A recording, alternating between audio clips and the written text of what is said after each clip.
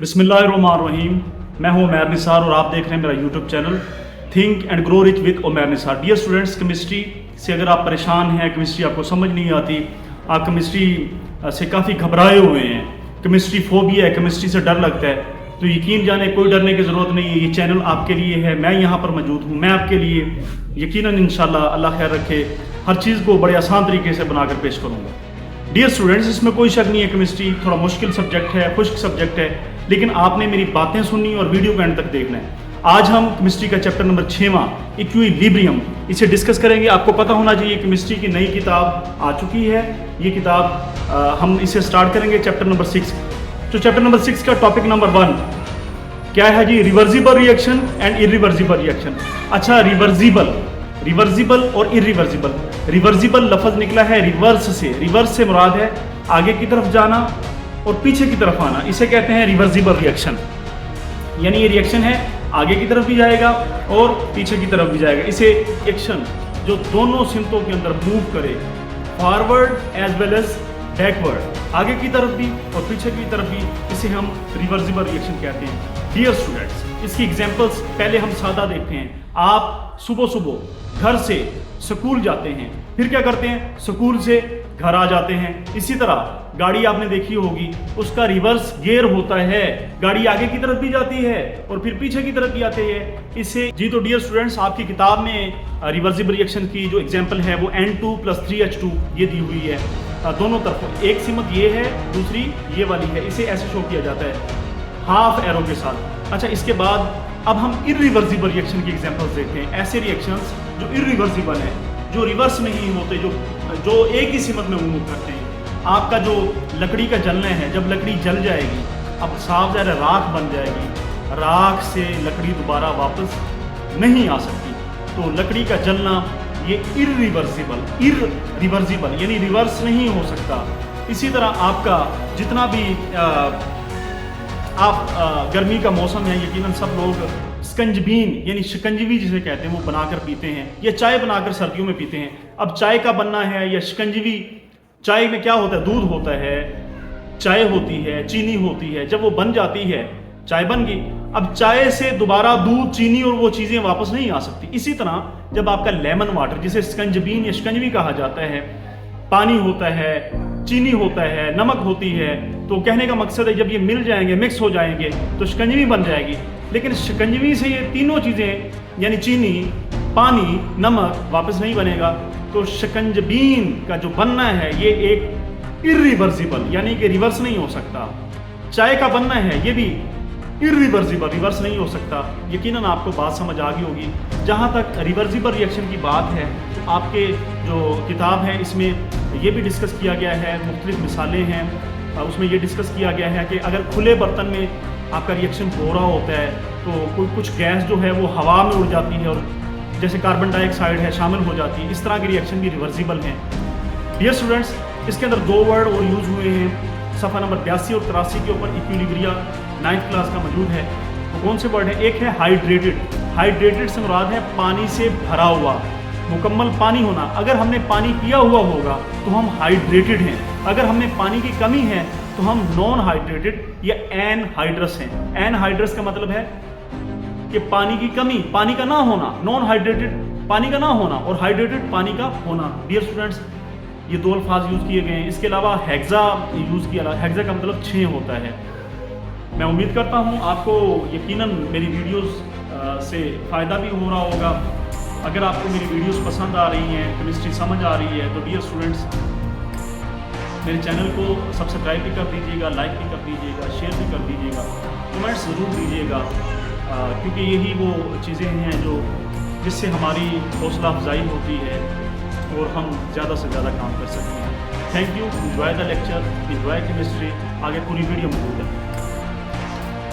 इसी तरह इरिवर्सिबल जो रिवर्स नहीं होती, उसकी अगर सादा मिसाल देखी जाए, वो लोग जो कोई लेते हैं फैसला, उस पर डट जाते हैं, कश्तियाँ जला देते हैं।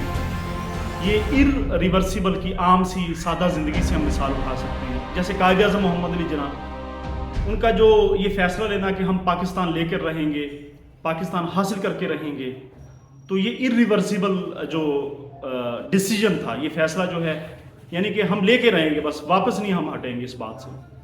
इसी तरह से तारक बिन ज़ियाद, जिन्होंने स्पेन में कश्तियाँ जला दी थी उस दरिया में उतरने के बाद कि भी हमने स्पेन को फतह करना है, ये भी एक इरिवर्सिबल यानी ना पीछे नहीं हटना हमने, उसकी एग्जांपल हो सकती है।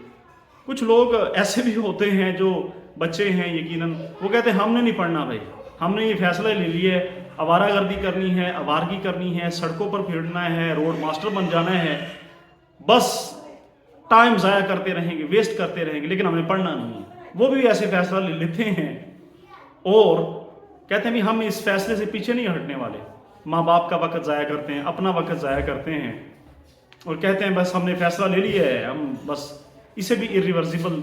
आपको समझाने के लिए साफ ज़ाहिर मैं सादा से सादा एग्जाम्पल देने की कोशिश करता हूँ।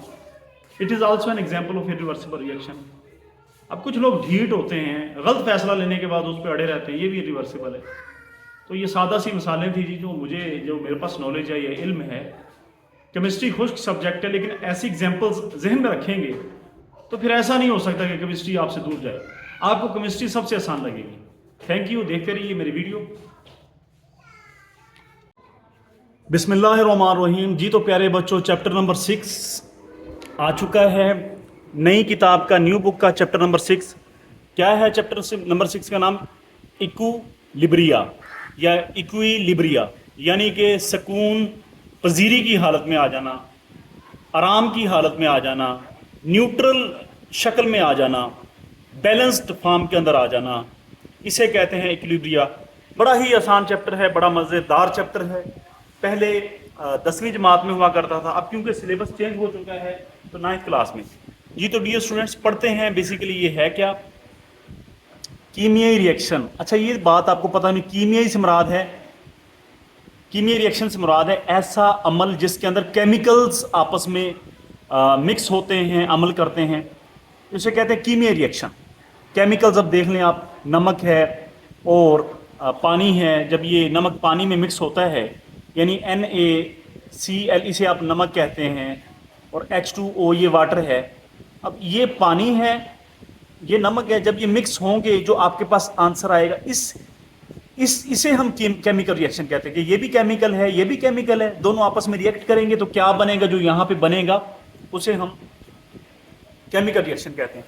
डियर स्टूडेंट्स, आपको पता होना चाहिए कीमियाई रिएक्शन यकीनन हमने देख लिया है के दौरान। अच्छा, ये जो दोनों हैं ये रिएक्टेंट हैं, यानी रिएक्टेंट का मतलब है अमल करने वाले, ये दोनों अमल करते हैं, इन दोनों को मिक्स किया जाता है, आपस में मिक्स किया जाता है, और ये अमल करके क्या प्रोडक्ट्स फराहम करते हैं, जो हमारे पास आते हैं उन्हें प्रोडक्ट्स कहा जाता है। यानी कि अगर मैं यहाँ पे बात करूँ, NaCl और AgNO3, सिल्वर नाइट्रेट और सोडियम क्लोराइड, ये दोनों रिएक्टेंट हैं। ये इक्वेशन के लेफ्ट हैंड साइड पे लिखे हुए हैं, आप चेक कर सकते हैं, इन्हें रिएक्टेंट कहा जाता है।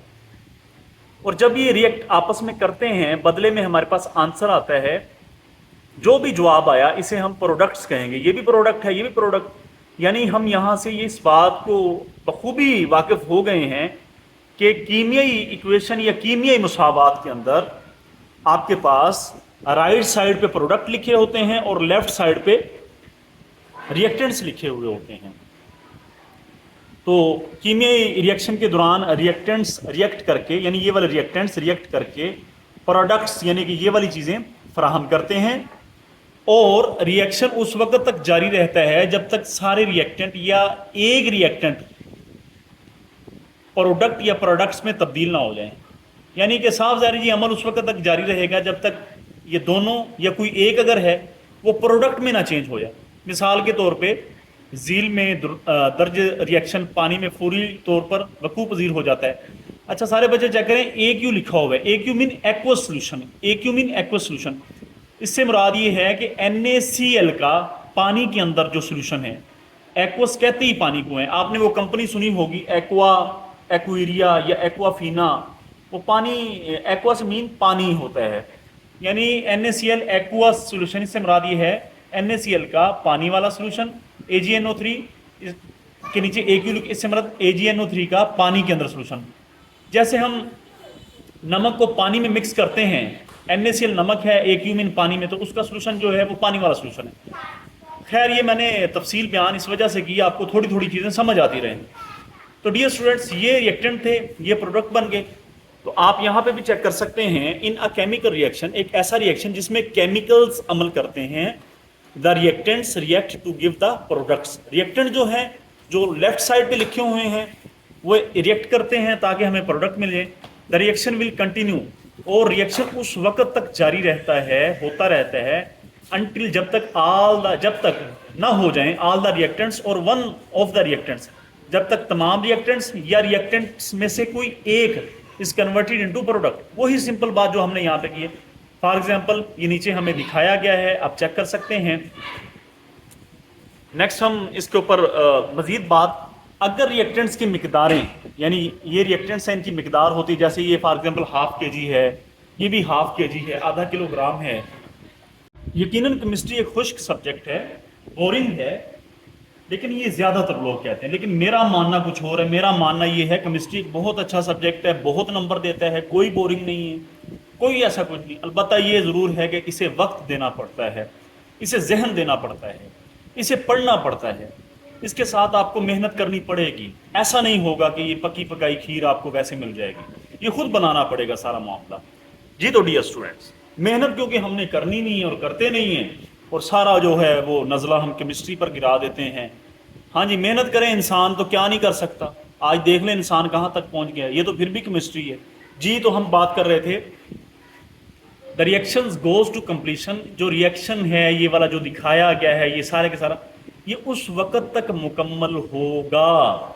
And if stoichiometric amounts of the reactants, अब ये अल्फाज देके घबरा नहीं जाना अपना, स्टोइचियोमेट्रिक अमाउंट्स पता नहीं ये क्या है, of the reactants are used, इससे मुराद है अगर रिएक्टेंट्स की मिकदारें, यानी ये वाला इसका मतलब है स्टोइचियोमेट्रिक अमाउंट्स ऑफ रिएक्टेंट, इससे मुराद है रिएक्टेंट की जो इक्वेशन के मुताबिक मिकदारें हैं। जैसे ये हाफ kg है, ये भी हाफ kg है, यानी आधा किलो है, ये भी आधा किलो है, तो इन्हें हम कहेंगे स्टोइचियोमेट्रिक अमाउंट्स ऑफ रिएक्टेंट, यानी रिएक्टेंट की इक्वेशन के मुताबिक अमाउंट्स।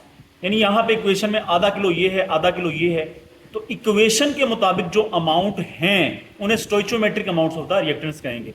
तो यही बात यहाँ पे की गई है, अगर रिएक्टेंट्स की मिकदारें कीमियाई इक्वेशन के मुताबिक जो वो बात वहाँ पे ली जाएं, तो रिएक्शन ख़त्म होने के बाद कोई भी रिएक्टेंट बाकी नहीं बचता। साफ ज़ाहिर है जी, रिएक्शन ही ख़त्म हो गया, वो अमल उन्होंने किया आपस में, ये दोनों जब मिक्स होंगे तो रिएक्शन ख़त्म होने के बाद कोई भी रिएक्टेंट ये तो बाकी नहीं रहेंगे, फिर क्या बन जाएगा, ये दोनों बन जाएंगे।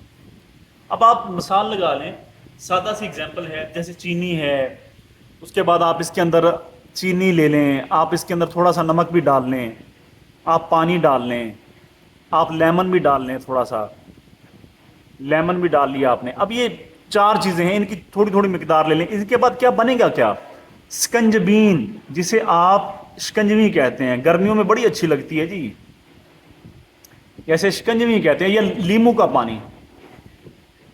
मेरी उर्दू वैसे थोड़ी कमज़ोर ही है, लेकिन आपके लिए कोशिश कर रहा हूँ। लेमन, चीनी, अच्छा ये चारों रिएक्टेंट थे यहाँ पे, तो प्रोडक्ट हमारे पास क्या बन गया, स्कंजबीन या शिकंजवी बन गया। तो डियर स्टूडेंट्स, बात यहाँ से समझने की कोशिश करें, वहाँ से नहीं समझ आ रही, इधर से नहीं आ रही, तो यहाँ से समझने की कोशिश करें कि अगर रिएक्टेंट्स की मिकदारें कीमियाई इक्वेशन के मुताबिक ली जाएं, तो रिएक्शन ख़त्म होने के बाद कोई भी रिएक्टेंट बाकी नहीं बचता। अब इसे हमने शेक किया चारों को जग के अंदर डाल के, तो जब ये रिएक्शन ख़त्म हो जाएगा, जब शिकंजवी बन जाएगी, तो ये चीज़ें नहीं बचेंगी फिर। बस इससे मुराद ये है कि जब शिकंजवी बन जाएगी या स्कंजबीन बन जाएगा, तो ये चारों चीज़ें रिएक्ट करके, इनका रिएक्शन हुआ, ये चीज़ें बन गई। जब ये बन गई तो फिर इनका वजूद नहीं रहेगा। यही बात यहाँ पे बड़े ही तरतीब से समझाई जा रही है कि रिएक्शन ख़त्म होने के बाद कोई रिएक्टेंट बाकी नहीं बचता। इस किस्म के रिएक्शन को इर्रिवर्सिबल रिएक्शन कहते हैं, और ये सिर्फ आगे की तरफ वकू पजीर होता है, यानी कि इसकी सीमत एक ही है, ये याद रखिएगा। डियर स्टूडेंट्स, अब शिकंजवी बन गई है, ऐसा नहीं है कि आप उससे पानी और नमक और चीनी लेमन दोबारा बना लें, ऐसा कभी भी नहीं है। ये सिर्फ एक ही सीमत में होगा, इन्हें मिक्स कर लिया आपने एक दफ़ा तो भाई शिकंजवी बन गई है। अब ऐसा नहीं होगा इससे ये चारों चीज़ें बन जाए, ऐसा नहीं हो सकता। तो इसे हम कहते हैं ये रिवर्स नहीं हो सकता, ये दूसरी सिमत में नहीं जा सकता। यानी अब आपने एग्जाम्पल देखी होगी, जो बर्फ है वो पानी भी बन जाती है, और पानी जो है वो क्या बन जाता है, बर्फ बन जाता है। तो डियर स्टूडेंट्स, बर्फ का पानी में बनना, ये पानी का बर्फ में बनना, ये दोनों सिमतों में मूव कर रहे हैं, ये रिवर्सिबल है, यानी कि दोनों सिमतों में जाएंगे। लेकिन ये वाला जो रिएक्शन है इरिवर्सिबल है। यानी इरिवर्सिबल रिएक्शन कैसे होते हैं, सिर्फ आगे की तरफ वकूफ पजीर होता है। लो जी, ये हमारे पास इरिवर्सिबल की तारीफ आ गई। यहां से लेकर आप यहां तक कर लेंगे कि अगर रिएक्टर्स, ये रिवर्सिबल रिएक्शंस की तारीफ है। तो डियर स्टूडेंट्स, यहां पे भी वही बात, are used then no reactant species are present, यानी the reaction goes to completion, reaction उस वक्त मुकम्मल हो जाता है if stoichiometric amounts of the reactants, अगर रिएक्टेंट्स की स्टोइचियोमेट्रिक अमाउंट, यानी इक्वेशन के मुताबिक ये आधा किलो है, तो आप हकीकत में आधा किलो ले लें, अगर वो है तो वो रिएक्शन आपका मुकम्मल हो जाए। Such a reaction is called an irreversible reaction. इस रिएक्शन को इरिवर्सिबल, यानी कि जो रिवर्स नहीं हो सकता। रिवर्सिबल का मतलब होता है जो रिवर्स, इरिवर्सिबल का मतलब जो उल्ट नहीं जा, it moves in the forward direction only, ये सिर्फ एक ही सिमत में मूव करता है। मैं उम्मीद करता हूं आपको इतनी बात समझ आ गई होगी। थैंक यू जी। तो प्यारे बच्चों, अब हम अक्सरियत उन केमिकल रिएक्शंस की देखते हैं। In the majority of chemical reactions,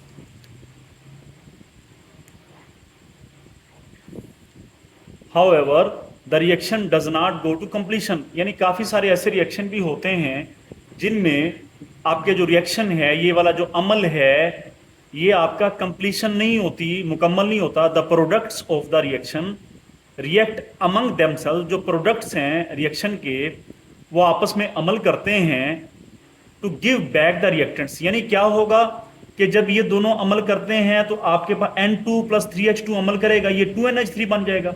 अच्छा, ये भी याद रहे, यहाँ पे नाइट्रोजन के 2 आइटम हैं, तो यहाँ पे भी 2 ज़रब n नाइट्रोजन के 2 ही आइटम बन रहे हैं, या 3 दूनी 6 हाइड्रोजन के आइटम हैं, तो यहाँ पे भी 3 दूनी 6 ही हाइड्रोजन के आइटम बन रहे हैं।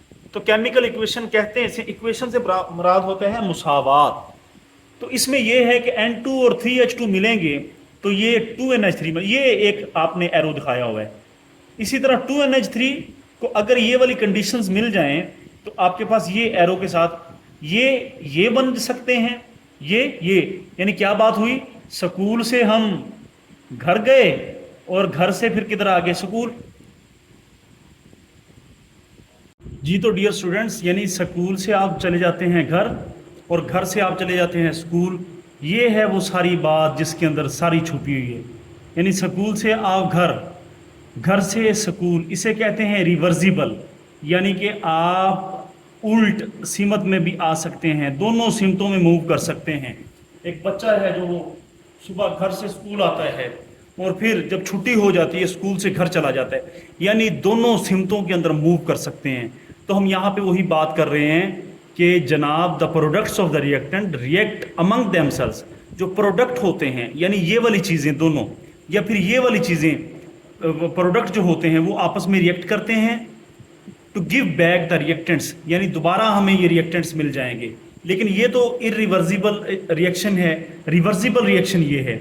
डियर स्टूडेंट्स, आगे क्या बात करते हैं, under the such a reaction, इस तरह का जो रिएक्शन होता है, कैसा भला, जहाँ पे नाइट्रोजन और हाइड्रोजन मिलते हैं और एमोनिया बन जाता है, इधर से मिलेंगे एमोनिया बन जाएगा, ऐसे जाएंगे तो फिर ये वही चीज़ बन जाएगी। एक और एग्जांपल मैं आपके लिए, जैसे आपने देखा होगा पानी है, उसे आप बर्फ़ बना सकते हैं, और जो बर्फ़ है उससे आप पानी बना सकते हैं। पानी से बर्फ़ या बर्फ़ से पानी बनना, इसे कहते हैं रिवर्सिबल रिएक्शन, रिवर्स होने वाला ऐसा रिएक्शन जो रिवर्स होता है। आपने गाड़ी का कभी रिवर्स गियर लगाया होगा, गाड़ी आगे को भी मूव करती है और जब रिवर्स लगाते हैं तो गाड़ी पीछे को भी मूव करती है। तो रिवर्सिबल का मतलब है दोनों सिमतों में मूव करना, दोनों तरफ जाना। डियर स्टूडेंट्स, चेक करते हैं, जो आपकी रनिंग हो रही होती है विकेट के ऊपर, वहाँ पे क्या होता है, जब दोनों सिमतों में वो क्रिकेटर मूव करते हैं उसे रिवर्सिबल रनिंग कहा जाता है। The reactants react forward and backward directions under the same condition. Forward or backward, such a reaction moves in both the forward and backward directions under the same condition. The reactants react reactants जो होते हैं यानी ये वाले, ये react करते हैं to give the products, and the products, और जो प्रोडक्ट होते हैं यानी जो बन जाते हैं, इस केस में बर्फ है, इस केस में ये है प्रोडक्ट, इस केस में ये है, जो प्रोडक्ट होते हैं react to give back the reactants, वो रिएक्ट करते हैं रिएक्टेंट के दोबारा बने। The reaction is called reversible reaction, इसे रिवर्सिबल रिएक्शन कहा जाता है। डियर स्टूडेंट्स, याद रखें रिवर्सिबल रिएक्शन की डेफिनेशन फिर क्या होगी। सच अ रिएक्शन, यहां पे विच लगा लें आप, विच लगा लेंगे, which moves in both the forward and backward direction under the same conditions, in which, यहां पे इन विच लगा लें, इन विच, जिसमें द रिएक्टेंट्स रिएक्ट, ये कोमा खत्म कर दें, forward to give the product in turn, ये सारा करने के बाद यहाँ पे आपने ये डेफिनेशन बन गई। अच्छा, इसे डिनोट कैसे किया जाता है? रिवर्सिबल की डेफिनेशन यहाँ से लेकर यहाँ तक बड़ी अहम डेफिनेशन है, आप ये रिएक्शन भी याद करेंगे, ये बहुत इंपॉर्टेंट रिएक्शन है रिवर्सिबल का। ये आपने मिसाल जुबानी याद कर लेनी है, N2 + 3H2, ये वाले साइन कभी भी ना भूलिएगा। इसे इस सिंबल से डिनोट किया जा सकता है, यानी कि ऐसे का मतलब है आगे की तरफ और ऐसे का मतलब है पीछे की तरफ, यानी कि एक ऐसा रिएक्शन जो आगे भी जाता है और पीछे भी जाता है। मुझे उम्मीद है, बल्कि अगर आपने मेरी बात पूरी सुनी है तो यकीन है कि आपको ये बात समझ आ गई होगी। इसका मतलब है which has 2 half arrow heads, जिनके 2 हाफ एरो हेड्स हैं, 1 पॉइंटिंग इन ईच डायरेक्शन। तो डियर स्टूडेंट्स, जो उर्दू वाले स्टूडेंट हैं उन्हें यकीनन समझ आ गया होगा कि रिएक्शन वकूअ पज़ीर होने के दौरान इन्हीं कंडीशन पर प्रोडक्ट्स वापस रिएक्टेंट बनाना शुरू कर देते हैं। ऐसा रिएक्शन दोनों सिमतों, बोथ डायरेक्शन यानी आगे और पीछे की तरफ वकूअ पज़ीर होता है। मैंने यहाँ पे बर्फ़ और पानी की एग्जांपल दी, घर स्कूल, स्कूल से घर, और ये वाली एग्जांपल तो आपने पेपर के अंदर लिखनी होती है। ये टेम्परेचर कंडीशंस भी याद रखें, 400 डिग्री टेम्परेचर है, 200 एटमॉस्फेयर है, आयरन यहाँ पे कैटलिस्ट है, कैटलिस्ट मुराद जो रिएक्शन को तेज़ करता है। अच्छा, यहाँ पे हम ऐसा रिएक्शन दोनों सिमतों में यानी आगे और पीछे की तरफ वकूअ पज़ीर होता है, और दोनों के लिए कंडीशन एक ही होती है। रिएक्शन करके प्रोडक्ट बनाते हैं, और प्रोडक्ट्स रिएक्शन करके, यानी ये रिएक्टेंट्स हैं, ये रिएक्शन करके प्रोडक्ट बनाते हैं और प्रोडक्ट रिएक्शन। तो यहाँ से रिवर्सिबल रिएक्शन की आपकी डेफिनेशन शुरू होगी और यहाँ तक आ जाएगी। ऐसा रिएक्शन दोनों सिमतों, जो यहाँ पे आप जो लगाएंगे, जो ऐसा रिएक्शन जो दोनों सिमतों यानी आगे और पीछे की तरफ वकूअ पज़ीर होता है, और दोनों, और जिसमें, दोनों के लिए यहाँ पे और जिसमें लगा लें, जिसमें और के बाद जिसमें, दोनों के लिए कंडीशन एक ही होती है। रिएक्टेंट्स रिएक्शन करके प्रोडक्ट्स बनाते हैं, आगे ये सेम, ये आपके पास रिवर्सिबल रिएक्शन, यहाँ पे आपने जो लगाना है, यहाँ पे जिसमें लगाना है, और इसको एक ऐसे इशारे से जाहिर किया जाता है जिसमें 2 आधे सिर वाला तीर, यानी आधा, ये वाला तीर है जी, पूरा, ये पूरा तीर होता है। ये आधा सिर से मुराद क्या है? ये वाला, यानी कि ये वाला।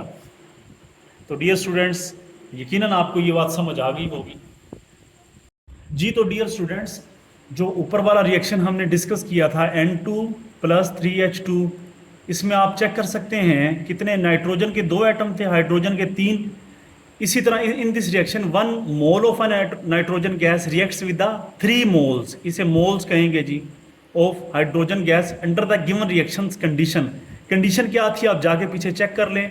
400 डिग्री सेल्सियस टेम्परेचर था, यानी 400 जो है आपके पास वो शायद टेम्परेचर था, और एटमॉस्फेयर वो प्रेशर भी था। अच्छा, in a close container to give 2 molecules of ammonia gas, यानी कि 2NH3 आपके पास ये हमारे पास आ गए थे। अच्छा, आफ्टर इट्स फॉर्मेशन, इसके बनने के बाद the ammonia gas decomposes to give the reactants, यानी इसके बनने के बाद अमोनिया जो गैस है वो डिकम्पोज होगी, यानी वही बात, जब डिकम्पोज होगी, ये सिंगल आपने हाफ एरो लगाना है जी, जब अमोनिया डिकम्पोज होगी तो ये चीज़ बन जाएगी। तो यही बात यहाँ पे, the ammonia gas decomposes to give the reactant backs, ammonia जो है यानी ये वाला अमोनिया जो है वो वापस N2 और 3H2 यानी रिएक्टेंट हमें वापस दे देगा। The reaction never goes to completion, ये रिएक्शन कंप्लीशन की तरफ नहीं जाएगा, मुकम्मल नहीं होगा, इधर से ये बन जाएगा, इधर से ये बन जाएगा, यानी दोनों सिमतों में मूव करेगा जब ये और ये एक्ट करेंगे जी। तो डियर स्टूडेंट्स, हम बात कर रहे थे कि रिएक्शन कभी भी कंप्लीशन की तरफ नहीं जाएगा, मुकम्मल नहीं होगा। एट एनी टाइम, किसी भी वक्त, ऑल द 3 स्पीशीज, यानी जितनी भी 3 स्पीशीज हैं, आर साइमल्टेनियसली प्रेजेंट, यानी कि बैक वक्त, एक ही वक्त में ये तीनों मौजूद भी हो सकती हैं। कौन कौन सी तीनों? ये नाइट्रोजन है, ये आपके पास हाइड्रोजन है, ये एमोनिया है, यानी एमोनिया, हाइड्रोजन और नाइट्रोजन बैक वक्त, एक ही वक्त में ये मौजूद हो सकती हैं इन द रिएक्शन मिक्सचर।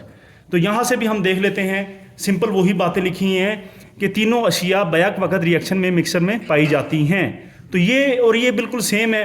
अच्छा, ताहम अब हम पढ़ते हैं ताहम एक रिवर्सिबल रिएक्शन। रिवर्सिबल मीन ऐसा रिएक्शन जो बैकवर्ड और फॉरवर्ड यानी दोनों सिमतों के अंदर होता है। ताहम एक रिवर्सिबल रिएक्शन उस वक्त मुकम्मल हो जाता है जब प्रोडक्ट्स में से किसी एक को किसी तरह रिएक्शन मिक्सचर से निकाल लिया जाए। यानी क्या मतलब हुआ कि आपके पास प्रोडक्ट में ये प्रोडक्ट है और ये प्रोडक्ट है, अगर इनमें से कोई एक अगर निकल भी जाए तो यकीनन वो भी रिवर्सिबल रिएक्शन होगा। जब प्रोडक्ट में से किसी एक को किसी रिएक्शन मिक्सचर से निकाल लिया जाए या फिर रिएक्शन का एक प्रोडक्ट लाजमी तौर पर गैस, हवा और वो बनते ही बैरूनी हवा में जज़ब हो जाए। यानी क्या बात हुई कि ये दोनों जब CaCO3 जो है, जब ये इरिवर्सिबल रिएक्शन होगा, हीट इसे मिलेगी, ये क्या बन जाएगा? कैल्शियम कार्बोनेट और कार्बन डाइऑक्साइड। अच्छा, इसमें से कार्बन डाइऑक्साइड अगर उड़ भी जाए, चली भी जाए, तो फिर भी ये रिवर्सिबल रिएक्शन ही कहलाएगा, ये रिवर्सिबल रिएक्शन ही होगा। तो ये मसलन जब कैल्शियम कार्बोनेट को एक ख़ास टेम्परेचर तक गर्म किया जाता है, ये कैल्शियम कार्बोनेट है, तो क्या होता है जी, ये आपके पास दो चीज़ें बन गई। यहाँ पे भी चेक कर सकते हैं कि रिवर्सिबल रिएक्शन जो होता है गोज़ टू कंप्लीशन, वो मुकम्मल होता है either one of the products, यानी कि प्रोडक्ट्स में से कोई एक, आइदर वन का मतलब है कोई एक प्रोडक्ट। क्या है? ये वाला प्रोडक्ट है, ये वाला प्रोडक्ट है, इन दोनों में से कोई एक is withdrawn from the reaction mixture. अगर इसे हम निकाल लें, इसे विदड्रॉ कर लें और बीइंग अ गैस, या उनमें से कोई गैस बन जाए इन दोनों में से, या इन दोनों में से कोई हम निकाल लें या फिर कोई गैस बन जाए, it escapes into the atmosphere. ये जो एटमॉस्फेयर है, जो आपका माहौल है, जो आपका उसमें भाग जाए। For example calcium carbonate is decomposed by heating eight particular temperature. जैसे कैल्शियम कार्बोनेट है, आप इसे हीट करेंगे तो ये चीज़ें बन जाएंगी। अच्छा, नेक्स्ट, अब इसी की हम एक्सप्लेन करते हैं जी। इफ द अबव रिएक्शन, जो ऊपर वाला जो रिएक्शन ये वाला दिखाया गया है, is carried out in an open container. क्या मतलब हुआ? खुले बर्तन में अगर इस रिएक्शन को हम करें, the carbon dioxide gas will escape into the atmosphere. जो कार्बन डाइऑक्साइड गैस है, यानी ये वाली गैस है, यानी ये वाली गैस, ये क्या होगी? ये एस्केप हो जाएगी।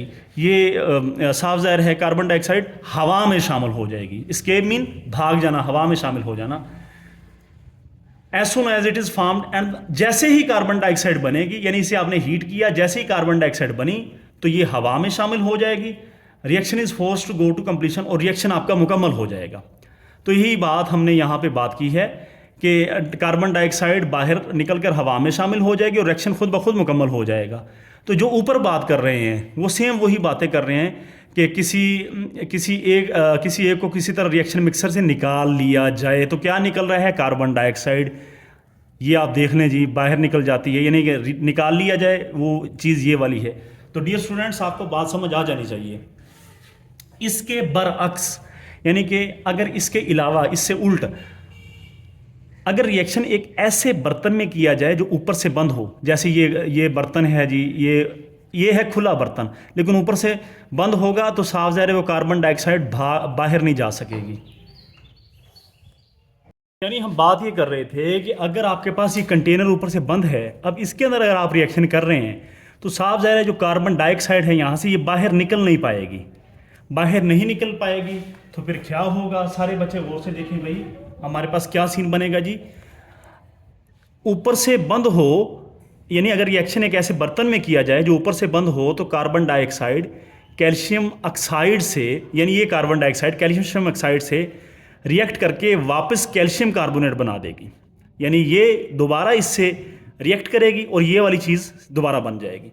तो यही बात यहाँ पे बड़े प्यारे तरीके से समझाई गई है कि अगर जो अबव रिएक्शन है इस carried out in an open container, इसे ओपन कंटेनर में करें तो कार्बन डाइऑक्साइड जो है वो एस्केप कर जाएगी। लेकिन अगर on the other hand reaction is performed in a close container, अगर क्लोज कंटेनर में करें, जो कार्बन डाइऑक्साइड है ये इससे अटैच होकर, जैसे यहाँ पे क्लोज कंटेनर में दिखाया गया है, तो क्या होगा जी, आपके पास to give back the reactant, आपके पास ये टोटल रिएक्टेंट वापस आ जाएगा। डियर स्टूडेंट्स, ये रिवर्सिबल रिएक्शन के हवाले से अहम है, यहाँ से किसी भी तरीके से वो सवाल पूछ सकता है कि ओपन कंटेनर में अगर रिएक्शन हो तो रिवर्सिबल की एग्जांपल दें, या give example of reversible reaction in open container और क्लोज कंटेनर। तो आपको ये बात याद रखनी चाहिए यहाँ पे। नेक्स्ट हम करते हैं कि केमिकल चेंजेस जो आती हैं, कीमियाई तब्दीलियाँ, फिजिकल चेंजेस भी आती हैं। अच्छा, केमिकल चेंजेस वो होती हैं जैसे इलेक्ट्रॉन में तब्दीली, प्रोटॉन में तब्दीली आ जाती है, न्यूट्रॉन में तब्दीली आ जाती है, या फिर जायका जो है वो बदल जाता है, हम टेस्ट करते हैं किसी चीज़ का, इसे कहते हैं केमिकल चेंजेस। फिजिकल चेंजेस क्या है, जो हमें आंख से नज़र आती हैं, जैसे रंग का तब्दील हो जाना, अगर लाल रंग है तो नीला हो गया, ये फिजिकल चेंज है। जैसे आप ये समझ लें कि जैसे बर्फ़ है वो पानी बन जाती है, ये फिजिकल चेंज है, पानी है वो बर्फ़ बन जाती है, यानी हमें आम आंख से नज़र आ रहा है। अगर हम बात करें जैसे जो सेल हैं, जो तोशीबा सेल हो गए, जब हम वो डालते हैं तो एक वक्त आता है वो ख़त्म हो जाते हैं, रेडियो नहीं चलता बाद में, तो वो सेल जो ख़त्म होते हैं तो वो एक बेसिकली हमें आम आंख से तो नहीं पता चलता अभी सेल की जो पावर है या केमिकल जो है वो ख़त्म हो गए हैं, तो वो केमिकल चेंज है। Dear students, like chemical changes, यकीनन केमिकल और फिजिकल चेंज में आपको डिफरेंस करने का पता चल गया होगा। केमिकल चेंजेस यानी आम आंख से हमें बात समझ नहीं आती, नज़र नहीं आती, प्रॉपर्टीज़ देखनी पड़ती है, इलेक्ट्रॉन, प्रोटॉन, न्यूट्रॉन, ऐसी चीज़ें देखनी पड़ती हैं। फिजिकल चेंजेस यानी आम सी चेंजेस, यानी रंग कैसा हो गया है या जो भी इस तरह की। फिजिकल चेंजेस में आल्सो भी रिवर्सिबल इन नेचर। अब ये वो बात कर रहा है कि केमिकल चेंजेस जैसे ऊपर केमिकल चेंजेस आ रही थी, इसकी तरह फिजिकल चेंजेस भी रिवर्सिबल होती हैं, यानी आगे की तरफ भी, पीछे की तरफ भी, फॉरवर्ड भी और बैकवर्ड भी। अच्छा, कॉपर सल्फेट की एग्जांपल दी गई है। जो कॉपर सल्फेट है CuSO4, 5 वाटर के मालिक्यूल, 5 यहाँ पे लिखे हैं, what is an important salt, ये बहुत अहम साल्ट है, which is blue in colour, यानी नीले रंग में है। तो कॉपर सल्फेट जो है नीले रंग में है, अहम साल्ट है जी।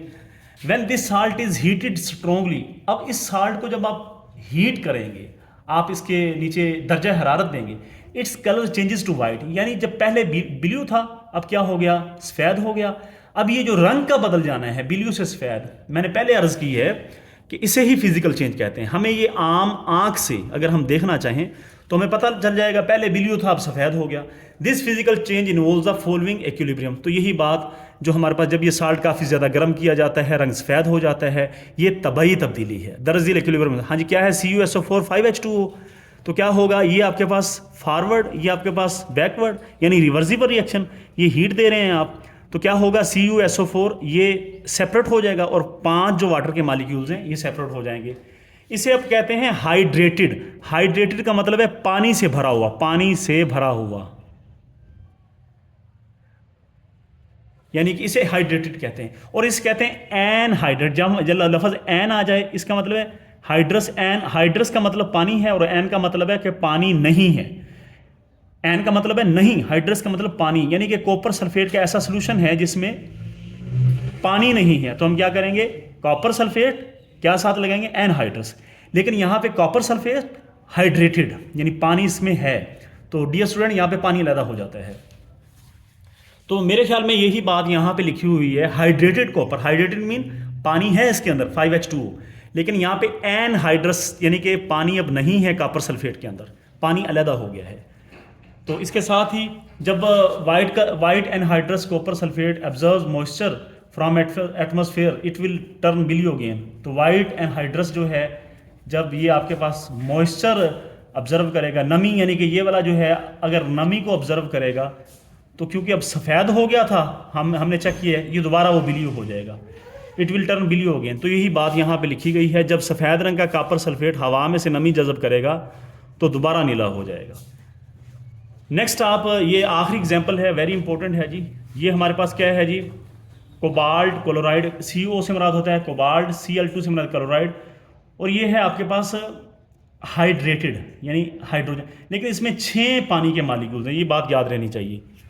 तो हमारे पास क्या है, जब कोबाल्ट क्लोराइड, हेक्सा का मतलब 6 होता है जी, हेक्सा का मतलब 6, तो यहाँ पे भी आपके पास कोबाल्ट क्लोराइड वाले में हेक्सा लिखा हुआ है, आप इसे, इससे मुराद 6 होता है। हाइड्रेट के मतलब 6 पानी के मालिक्यूल्स हैं। कॉपर सल्फेट की तरह cobalt, chloride, hexahydrate, cobalt chloride यानी कोबाल्ट और क्लोराइड हेक्सा में 6 हाइड्रेट का रंग गुलाबी है। जब इसे गर्म किया जाए तो ये नीले रंग के एनहाइड्रस, एनहाइड्रस मीन पानी जो है वो साइड पे हो जाता है। कोबाल्ट क्लोराइड चेक कर सकते हैं, ये डॉट है यानी कि इसके अंदर पानी है, यहाँ पे हीट किया पानी अलहदा हो गया, ये एनहाइड्रस बन गया क्लोराइड। अब गुलाबी रंग था नीला बन गया, ये गुलाबी था पिंक था नीला बन गया।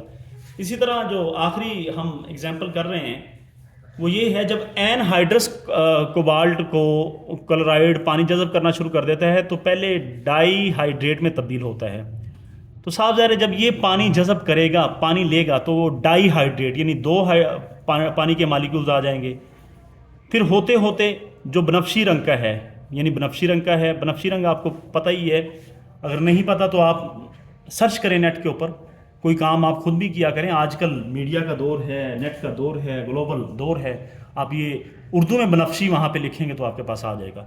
तो यहाँ यानी कि यहाँ पे हाइड्रेट कोबाल्ट क्लोराइड जो 6 वाटर मालिक्यूल थे, एनहाइड्रस बन गया था, बगैर पानी के बन गया था। अब जब वो दोबारा यानी कि पानी जज़ब करना शुरू करता है तो पहले 2 वाटर मालिक्यूल लेगा, बनफशी बनेगा, फिर 4 और ले लेगा और ये 6 हो जाएंगे टोटल।